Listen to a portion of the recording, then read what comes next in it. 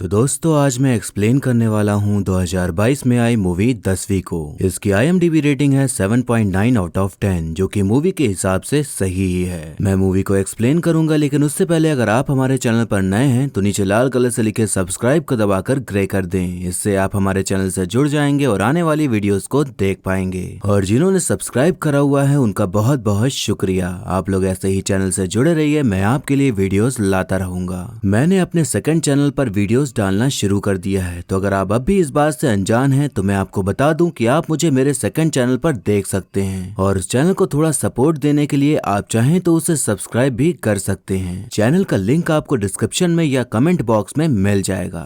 तो मूवी की शुरुआत में हम गंगाराम चौधरी नाम के आदमी को देखते हैं जो कि हरित प्रदेश का मुख्यमंत्री होता है। जिस तरह के मंत्री हम असल जिंदगी में देखते हैं ठीक वैसे ही गंगाराम चौधरी भी था, यानी कि मुख्यमंत्री के पद में रहकर अपनी पावर का गलत इस्तेमाल करते हुए पूरी तरह से भ्रष्टाचार करता था। इन्हीं सब के चलते एक समय आता है जब उसका ये भ्रष्टाचार का खुलासा हो जाता है और उसके ऊपर शिक्षा भर्ती में घोटाला करने का केस चलने लग जाता है। गंगाराम की कोर्ट में पेशी होती है तो जज फैसला सुनाते हैं कि जब तक घोटाले की पूरी तरह कार्रवाई नहीं हो जाती तब तक गंगाराम चौधरी जेल में ही रहेंगे।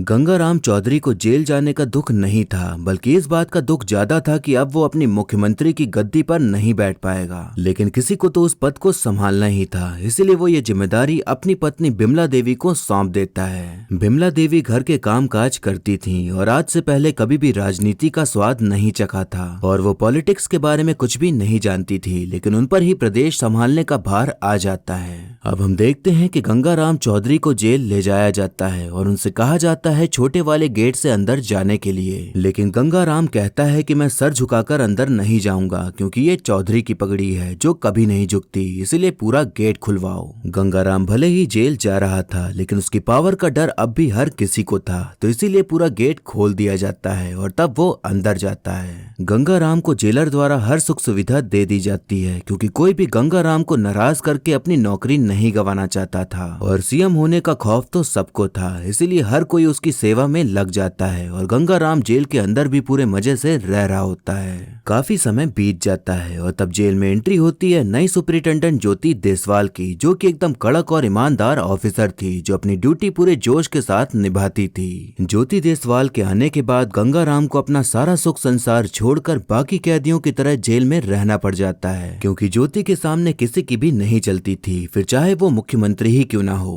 गंगाराम को अब तक बाहर का बढ़िया खाना खाने को मिल जाता था, लेकिन अब उसे वही खाना परोसा जाता है जो सबको मिलता था, तो वो थाली फेंक कर खाना खाने से मना कर देता है। ज्योति देसवाल उसके पास आती है और रजिस्टर मंगवा कर उसका नाम चेक करती है कि वो कितने दिन से यहाँ रह रहा है और उसकी हाजिरी लगी है या नहीं। तो देखने पर पता चलता है कि 1 महीने से उसके नाम की हाजिरी ही नहीं लगी है। ज्योति जानती थी कि गंगाराम चौधरी मुख्यमंत्री है तो अब तक उसकी खातिरदारी करी जा रही थी, लेकिन उसके लिए तो वो एक कैदी ही था, तो वो उससे उसी तरह बात करती है। ज्योति देसवाल उसे रजिस्टर में साइन करने के लिए कहती है तो गंगाराम साइन के बदले 5 डंडी खींचकर 2 बिंदु लगा देता है। ज्योति उस पर हंसने लग जाती है और उसका मजाक बनाते हुए कहती है कि ये तो पढ़े लिखे भी नहीं है, तो ऐसे आदमी को जेल में कुर्सी बनाने का काम दे दिया जाए क्योंकि इन्हें कुर्सी से कुछ ज्यादा ही लगाव है। उधर हम देखते हैं कि मुख्यमंत्री बनने के बाद बिमला देवी पहले थोड़ा बहुत घबरा रही थी, लेकिन थोड़े टाइम बाद मुख्यमंत्री की कुर्सी की पावर को फील करके काफी आनंद लेने लग जाती हैं और उन्हें ये फील करने में काफी मजा आ रहा था कि सब उनको अटेंशन दे रहे हैं और चारों ओर बस उनकी ही चर्चा है। अब हम देखते हैं कि गंगाराम से मिलने के लिए बिमला देवी आती हैं, तो उसका बदला हुआ रूप और बोलचाल देखकर गंगाराम काफी चकित रह जाता है। गंगाराम ज्योति का ट्रांसफर कराने की बात करता है तो बिमला कहती है कि आप जब सत्ता में थे तो आपने ही उसका ट्रांसफर यहाँ करवाया था, तो अगर अब मैं उसका दोबारा ट्रांसफर कराऊंगी तो पार्टी के मेंबर ये सोचेंगे कि मैं अपनी मनमानी कर रही हूँ, इसीलिए ऐसा करना सही नहीं रहेगा। गंगाराम उसकी बातों को सुनकर काफी इम्प्रेस हो जाता है, ये सोचकर कि अब वो राजनीति सीख रही है, लेकिन असली बात तो ये थी कि बिमला देवी चाहती थी कि उनके पति जेल में शांति से रहें तो ही ठीक है, वरना वो फिर से अपनी ही चलाने लगेंगे। गंगाराम जेल के काम से बचने के लिए तबीयत खराब होने का बहाना मारता है ताकि उसे हॉस्पिटल में एडमिट करा दिया जाए, लेकिन डॉक्टर और ज्योति समझ जाते हैं कि वो सिर्फ काम ना करने के बहाने मार रहा है, तो उसका प्लान यहीं फेल हो जाता है। अब एक दिन गंगाराम देखता है कि कुछ लोग किताब लेकर कहीं पर जा रहे हैं। गंगाराम के पूछने पर उसका कैदी दोस्त घंटी बताता है कि वो लोग पढ़ाई करने जा रहे हैं और उसके बाद एग्जाम देंगे, इसीलिए उनको काम करने से छूट है। हम देखते हैं कि गंगाराम का छोटा भाई धनवीर बाहर जज को घूस खिलाकर गंगाराम को बेल दिलवाने की कोशिश कर रहा होता है, लेकिन जज की ईमानदारी के चलते उसका ये पैंतरा नहीं चल पाता। अब गंगाराम को बेल तो नहीं मिल पाई थी, तो उसको जेल का काम करना ही था, लेकिन तभी उसका दिमाग टनकता है और याद आता है कि घंटी ने क्या बताया था, तो काम ना करने के लिए वो पढ़ाई करने का सोच लेता है। अगले दिन गंगाराम सीधे ज्योति के पास पहुंच जाता है और कहता है कि वो 10वीं की पढ़ाई करेगा और एग्जाम देगा। ज्योति तुरंत ही समझ जाती है कि वो काम ना करने के लिए पढ़ाई करने का सहारा ले रहा है, लेकिन गंगाराम का जोश देखकर उसे 10वीं की पढ़ाई करने की मंजूरी दे देती हैं। अब 10वीं की पढ़ाई की शुरुआत करने के लिए गंगाराम लाइब्रेरी पहुंच जाता है, तो वहां पर उसे लाइब्रेरियन मिलता है, जिसे सभी लोग लाइब्रेरी कहकर पुकारते थे, क्योंकि हर किसी को लाइब्रेरी कहने नहीं आता था। लाइब्रेरी सर गंगाराम को 10वीं में मौजूद हर सब्जेक्ट के बारे में बताते हैं और ये भी बताते हैं कि उसे 10वीं की पढ़ाई करने के लिए क्या क्या पढ़ना पड़ेगा। बिमला देवी को जब पता चलता है कि उनके पति देव जेल में रहकर 10वीं की पढ़ाई करने जा रहे हैं, तो उसे बहुत आश्चर्य होता है, क्योंकि उसे समझ ही नहीं आ रहा था कि ऐसा करने का कारण क्या है। अब गंगाराम चौधरी पढ़ने के लिए पहली किताब उठाते हैं, जो कि इतिहास की होती है, तो वो जैसे ही उसे पढ़ना शुरू करते हैं, वैसे तुरंत ही उन्हें नींद आ जाती है और उनके पढ़ाई करने का जोश भी उनके साथ सो जाता है। गंगाराम को सोता हुआ देख ज्योति उसे जगाकर हड़काते हुए कहती है कि अगर सही में 10वीं की पढ़ाई करने का मन है तो मन लगा कर पढ़ो, वरना दोबारा से कुर्सी बनाओ। रात होने पर हम देखते हैं कि गंगाराम को नींद नहीं आ रही होती, तो वो सोचता है कि अगर वो किताब लेकर पढ़ना शुरू करेगा तो उसे नींद आ जाएगी। वो जब इतिहास की किताब को पढ़ना शुरू करता है तो उसे नींद आने के बजाय उसमें इंटरेस्ट आने लग जाता है और वो पूरे ध्यान से किताब को पढ़ने लग जाता है। वो भारत देश की आजादी के लिए किए गए आंदोलन के बारे में पढ़ रहा होता है, तो उनको पढ़ते पढ़ते ये महसूस करने लग जाता है कि वो भी उस समय वहाँ मौजूद है और सब कुछ होते हुए देख रहा है। वो देखता है कि कैसे लाला जी लोगों को समझा रहे हैं कि खुलकर बोलने की आजादी के लिए आवाज उठानी चाहिए। फिर देखता है कि गांधी जी आजादी दिलाने के लिए आंदोलन करने में जुटे हुए हैं। वो ये भी देखता है कि कैसे चंद्रशेखर आजाद ने देश को आजाद कराने के लिए अपनी कुर्बानी दे डाली। ये सारी चीजें पढ़ते हुए गंगाराम इतना ज्यादा जोश से भर जाता है कि उसे अब जाकर समझ आता है कि देश को आजादी दिलाने के लिए लोगों ने कितनी मुश्किलें सही हैं और कितने लोगों ने बलिदान दिया है, और उसके लिए ये सब कुछ जानना बिल्कुल नया था, क्योंकि उसने तो कभी पढ़ाई की ही नहीं थी। अब अगले दिन बिमला देवी गंगाराम से मिलती है और कहती है कि आपको पागल होने का बहाना बनाना चाहिए ताकि आपको काम ना करना पड़े और हॉस्पिटल भेज दिया जाए। बिमला देवी के इस आइडिया को गंगाराम एकदम मास्टर स्ट्रोक समझता है और ठीक वैसे ही डॉक्टरों के सामने पागल बनने का नाटक करने लग जाता है। ज्योति उसके पागलपन के नाटक को अच्छी तरह समझ जाती है, तो उसे बातों में फंसाकर डॉक्टर्स के सामने प्रूव कर देती है कि वो पागल नहीं है, बल्कि आप लोगों को पागल बना रहा है। गंगाराम ज्योति से कहता है कि तुमने मेरी आजादी की तो बत्ती लगा दी। तो ज्योति उससे कहती है कि जो दिमागी रूप से बीमार होता है वो इलेक्शन में खड़ा नहीं हो सकता, तो मैंने बत्ती लगाई नहीं बल्कि जलाई है। तब यहाँ गंगाराम का दिमाग टनकता है और उसे समझ आता है कि क्यों बिमला ने ऐसा आइडिया दिया था, क्योंकि वो नहीं चाहती थी कि गंगाराम दोबारा से सीएम बने, क्योंकि अब बिमला देवी को सीएम की कुर्सी का आराम बहुत पसंद आने लगा था। गंगाराम के दिमाग में ये सब बातें आती हैं, लेकिन उन बातों को इग्नोर करके ज्योति से ही लड़ने लग जाता है और अपनी पावर की धौंस जमाने लग जाता है। ज्योति उससे बिल्कुल भी नहीं डरती और एकदम गुस्सा कर कहती है कि तुम्हारी अकड़ सारी यही निकाल दूंगी और पहले तमीज से बात करना सीख कर आओ, और उसे अनपढ़ गंवार जाहिल आदमी कहकर वहां से जाने लग जाती है। गंगाराम उस पर और भी तेज आवाज में चिल्लाने लग जाता है, लेकिन तभी उसे दिल का दौरा पड़ता है और वो वहीं गिर जाता है। बिमला देवी को जब पता चलता है कि उनके पति को अटैक आया है तो वो काफी परेशान हो जाती हैं, लेकिन उन्हें इस बात की राहत मिलती है कि वहाँ की पुलिस ऑफिसर ज्योति ने सीपीआर देकर जान बचा ली। बिमला देवी को बिल्कुल भी नहीं पता था कि सीपीआर क्या होता है, तो उनका सेक्रेटरी बताता है कि मुंह से मुंह सांस देने को ही सीपीआर कहते हैं, तो वही पुलिस ऑफिसर ने भी करके गंगाराम की जान बचाई है। बिमला देवी भी कोई बहुत पढ़ी लिखी नहीं थी, तो उसे तो बस यही लगता है कि ज्योति ने उसके पति को चूमा है, तो वो तुरंत अस्पताल पहुंच जाती हैं और अपने पति गंगाराम को ताने मारने लग जाती हैं। गंगाराम तो समझ चुका था कि उसकी पत्नी के इरादे क्या हैं, तो वो उससे ज्यादा बातचीत नहीं करता और उसकी बातों को भाव नहीं देता। तभी ज्योति गंगाराम के पास आती है और कहती है कि आज जितना आराम करना है कर लो, लेकिन कल फिर से काम पे लग जाना है। गंगाराम कहता है कि मुझे अब काम नहीं बल्कि 10वीं करनी है और ये चौधरी जाहिल नहीं बल्कि जिद्दी है।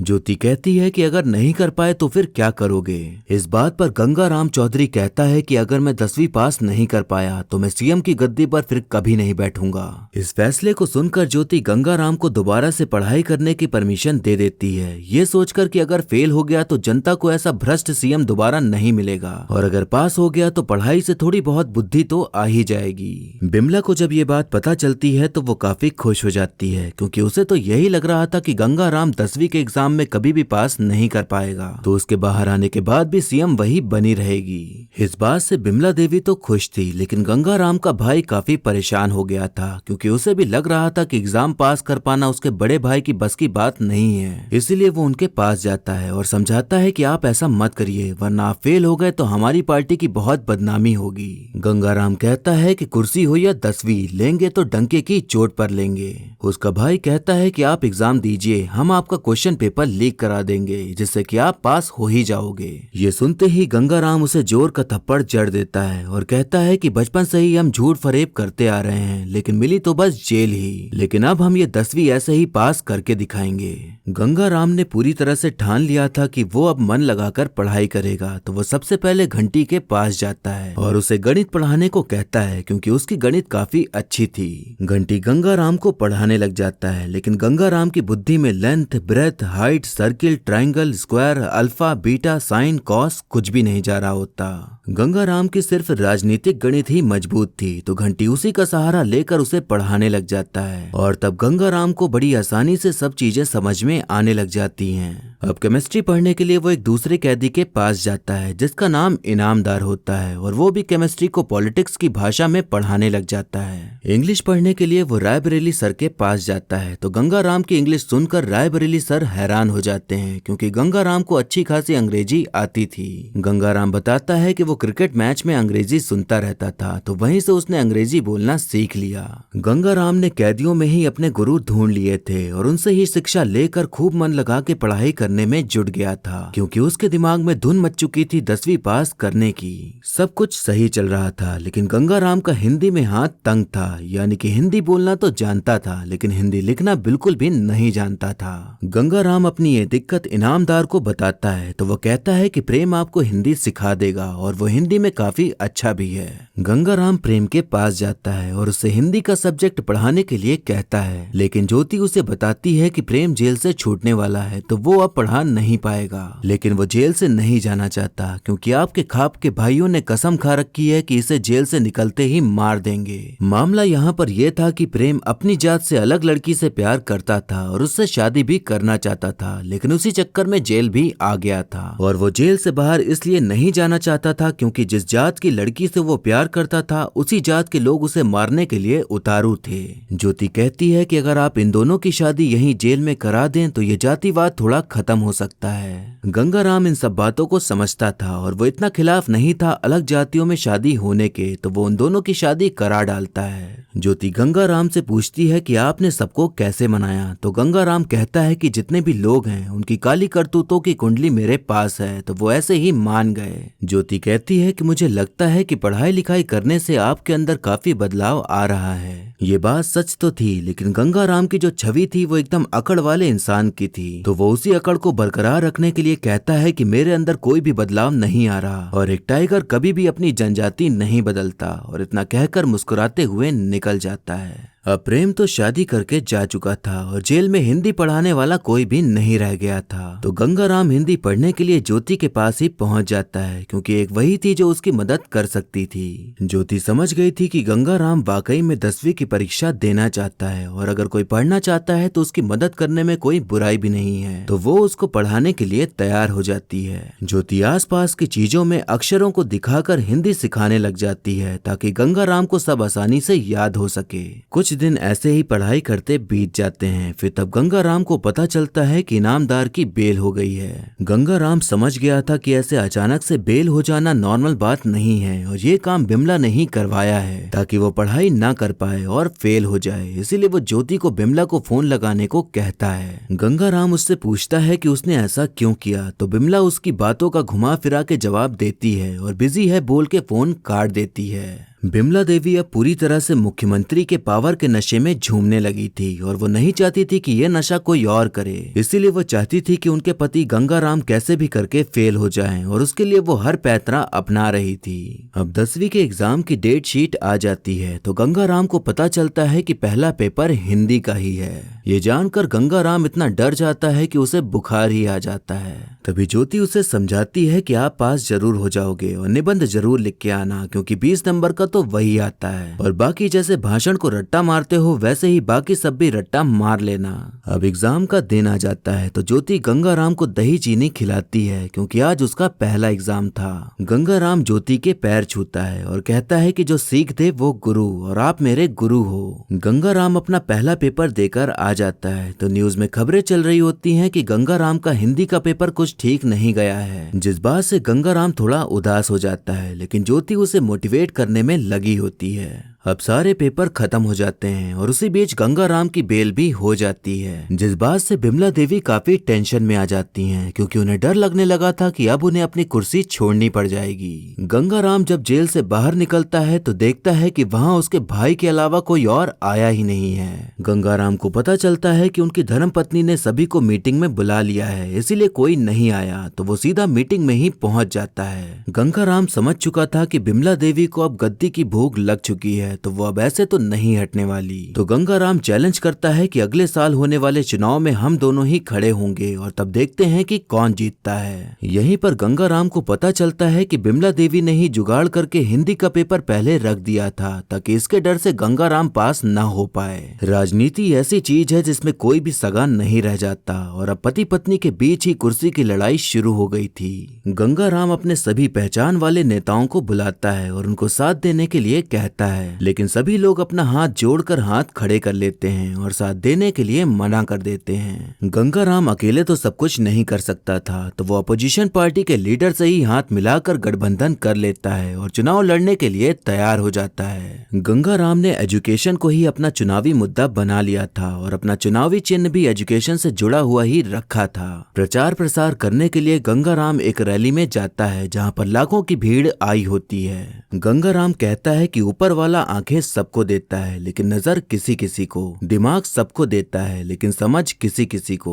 ये जो आंखें और नजर, दिमाग और समझ के बीच का जो अंतर है ये शिक्षा से ही भरता है। शिक्षा वो खिड़की है जिसे खोलो तो दुनिया को देखने का नजरिया ही बदल जाता है। शिक्षा हमें चांद पर ले गई लेकिन हमने सिर्फ इसे कमाई का एक जरिया ही बना रखा है। शिक्षा भगवान से हमारी टक्कर है क्योंकि वो चाहता था कि हम उसे टक्कर दें, क्योंकि उसने हमें कोई मैनुअल देकर धरती पर नहीं भेजा था, हमने करके सीखा है। सेब को गिरता हुआ देखकर ग्रेविटी सीखी है और पानी में डूबते हुए जहाज के तैरने का विज्ञान खोजा है। ये सीखो कि सीखना कैसे है, सोचना कैसे है, मुश्किलों का हल कैसे ढूंढना है। कोई भी बड़ी चीज तुरंत हासिल नहीं हो जाती, उसके लिए मेहनत और लगन बहुत जरूरी है। शिक्षा वो नदी है जिसमें कूदकर मेरे जैसा रंगा सियार भी इंसान बन जाता है और मैं वादा करता हूँ कि ये शिक्षा आपको और आपके बच्चों को मुफ्त में दूंगा। अब हम देखते हैं कि वोटिंग शुरू हो जाती है और सभी मतदाता वोटिंग देना शुरू कर देते हैं। अब सभी को 10वीं का रिजल्ट और इलेक्शन का रिजल्ट आने का इंतजार था जो कि सेम ही दिन आने वाला था। अब 10वीं का रिजल्ट आ जाता है और तब गंगाराम चौधरी देखता है कि वो 57% लाकर पास हो गया है। गंगाराम की आंखों में आंसू आ जाते हैं क्योंकि उसने अपनी मेहनत और लगन से नामुमकिन को मुमकिन कर दिखाया था और सारा क्रेडिट सिर्फ और सिर्फ उसकी मेहनत को जाता था क्योंकि उसने 10वीं पास करने के लिए कोई भी जुगाड़ नहीं लगाया था बल्कि अपने बलबूते ये कर दिखाया था और उसका ये चैलेंज भी पूरा हो गया था कि अब वो सीएम की गद्दी पर दोबारा बैठ पाएगा क्योंकि वो फेल नहीं पास हो गया था। ज्योति गुप्ती और बाकी सभी कैदी गंगाराम के पास होने पर काफी खुश होते हैं क्योंकि सभी जानते थे कि उसने वाकई में इसके लिए मेहनत करी है। उधर इलेक्शन का रिजल्ट भी आ जाता है और पता चलता है कि गंगाराम चौधरी भारी मतों से जीत गए हैं, यानी कि उन्होंने दोनों ही जगह झंडे गाड़ दिए थे।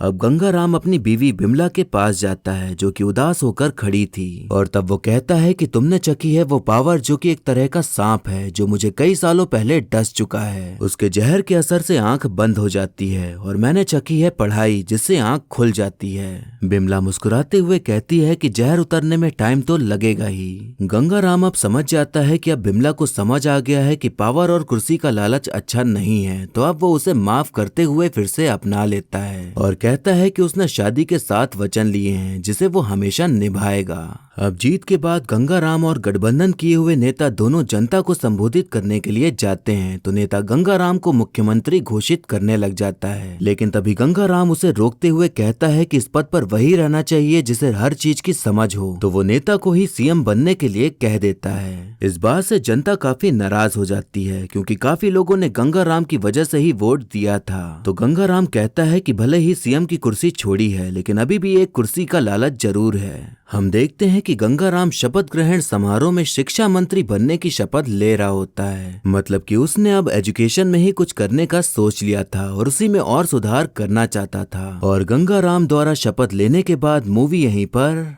खत्म हो जाती है। तो दोस्तों मैं सबसे पहले यही कहना चाहूंगा कि टाइम निकालकर इस मूवी को जरूर देखिए क्योंकि ये एक बहुत ही अच्छा मैसेज देने का काम करती है और एक्सप्लेनेशन तो सिर्फ 25 से 30 मिनट का ही है, तो मूवी में देखने के लिए बहुत कुछ है। बहुत से ऐसे सीन हैं जो ऐसे बताकर नहीं समझाए जा सकते बल्कि देखकर ही उन्हें समझा जा सकता है। जैसे कि जब गंगाराम पढ़ाई करना शुरू करता है तो कैसे उसे सभी लोग अपने आसपास दिखने लग जाते हैं। ऐसा सीन आपने मुन्ना भाई MBBS में भी देखा होगा, तो इसमें कुछ वैसे ही दिखाने की कोशिश की गई है। जिसने कभी भी पढ़ाई नहीं करी उसे पढ़ाना और समझाने का तरीका जो इसमें दिखाया गया है वो काफी सही लगता है और खुद को भी ये फील होता है कि ऐसे ही हमें भी पढ़ा दिया जाए तो कितना अच्छा हो। हम सबके एक फेवरेट टीचर जरूर होते हैं जिनका पढ़ाने का तरीका एकदम अलग होता है और काफी इंटरेस्टिंग तरीके से पढ़ाते हैं और मुझे यकीन है कि आप सभी का कोई ना कोई एक फेवरेट टीचर जरूर होगा। फिल्म हमें बताती है कि एजुकेशन हमारे लिए कितनी इम्पोर्टेंट है और उसके बिना बहुत कुछ है जिससे हम अनजान रह जाते हैं। किसी चीज की जानकारी होना भी एजुकेशन में ही आता है और चीजों को सीखना और उनके बारे में पढ़ना और जानकारी लेने का वक्त कभी भी सीमित नहीं रहता। आप कभी भी किसी भी उम्र में पढ़ाई कर सकते हैं और जो शिक्षा आपको नहीं मिली वो प्राप्त कर सकते हैं। आप भले ही कितनी भी डिग्रियां ले चुके हों लेकिन ज्ञान कभी भी खत्म नहीं होता और जब भी आप पढ़ने की इच्छा जताएंगे तो आपको कुछ नया ही सीखने को मिलेगा। हम जब स्कूल जाते हैं तो हमें लगता है कि हमें ये सब क्यों ही करना पड़ता है, क्यों हमें एग्जाम देना पड़ता है, क्यों पढ़ना पड़ता है, लेकिन मेन बात ये है कि स्कूल में जाकर हम नए लोगों से मिलते हैं, हर तरह की बातें होती हैं और वहीं पर हमारा दिमाग खुलता है और जब जिंदगी आगे बढ़ती है तो वही सारा ज्ञान हमें काम आता है। एक पढ़ाई वो होती है जो हम किताबों में पढ़ते हैं और उसी को पढ़ के एग्जाम देते हैं और फिर ऐसे ही करते हुए नौकरी पा लेते हैं और पैसे कमाने लग जाते हैं। और एक पढ़ाई वो होती है जिसमें किताबी भाषा पढ़ते हैं लेकिन हम खुद से भी समझने की कोशिश करते हैं कि जो हम पढ़ रहे हैं उससे हम सीख क्या रहे हैं और हमें क्या ज्ञान प्राप्ति हो रही है और ये जानकर हमें क्या मिलेगा।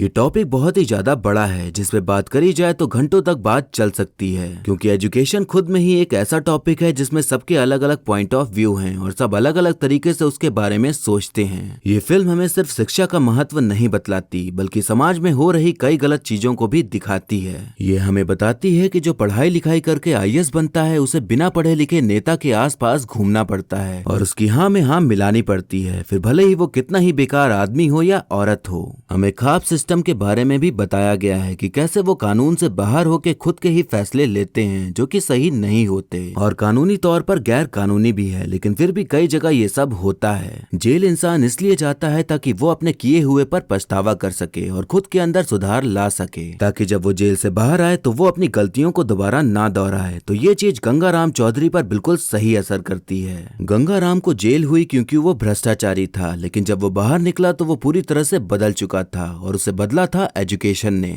यहाँ हमें देखने को मिलता है कि पावर से बड़ा एजुकेशन होता है। अगर आपके पास पावर है तो आप उसका गलत इस्तेमाल करके कुछ भी कर सकते हैं, लेकिन अगर आपके पास एजुकेशन है तो आप उसका इस्तेमाल करके अपने ज्ञान से गलत होने को रोक सकते हैं। जितने भी महान इंसान रहे हैं उन सभी ने एजुकेशन को ही ज्यादा महत्व दिया है। फिर चाहे आप नेल्सन मंडेला को ले लीजिए या फिर भीमराव अंबेडकर को ले लीजिए या फिर एपीजे अब्दुल कलाम को ले लीजिए, इन सभी ने बताया है कि पढ़ाई लिखाई हमारे जीवन में बहुत ही ज्यादा जरूरी है, क्योंकि पढ़ाई ही ऐसा हथियार है जिससे हम दुनिया को बदल सकते हैं। अगर आपको किसी बात की जानकारी ही नहीं होगी तो आप किसी से बात भी नहीं कर सकते और न ही आपकी कोई बात सुनेगा। इसीलिए जानकारी होना बहुत जरूरी है ताकि आप सामने वाले के सामने सही पॉइंट रखकर जवाब दे सकें। शिक्षा हमें किसी के सामने बोलने का और अपनी बात रखने का कॉन्फिडेंस भी देती है। मूवी का एक्सप्लेनेशन मैं छोटा कर सकता था, लेकिन मूवी में कुछ डायलॉग्स थे जिन्हें बताना जरूरी लगा, क्योंकि काफी लोग शायद ही फिल्म देखेंगे तो मूवी का मेन मीनिंग सब तक पहुंचे, इसीलिए कुछ डायलॉग्स पूरा बोलना मुझे जरूरी लगा।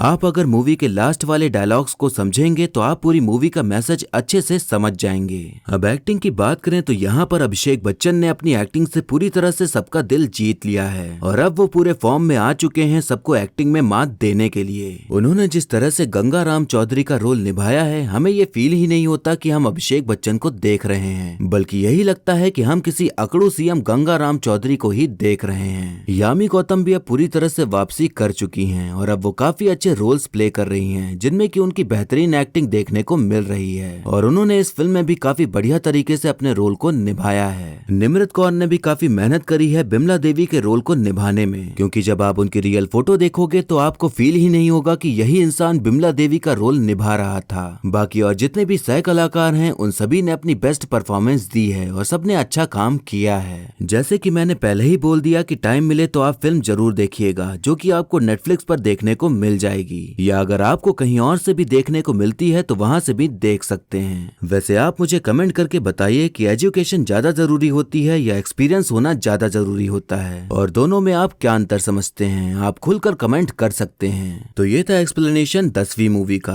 आपको मूवी और मेरा एक्सप्लेन करना कैसा लगा ये कमेंट करके जरूर बताइएगा, और ऐसे ही आने वाली वीडियोस देखते रहने के लिए हमारे चैनल को सब्सक्राइब करें और बेल आइकन दबा दें, जिससे कि आपको नई वीडियोस की नोटिफिकेशन मिल जाएगी। आप चाहें तो मुझे इंस्टाग्राम या फिर फेसबुक पर भी फॉलो कर सकते हैं, लिंक आपको डिस्क्रिप्शन में मिल जाएगा। और वीडियो अच्छी लगी हो तो लाइक जरूर करें, आपके लाइक और कमेंट से मुझे और भी वीडियोस बनाने का मोटिवेशन मिलता है। तो मिलते हैं नेक्स्ट वीडियो में, तब तक के लिए टाटा बाय बाय और नमस्ते।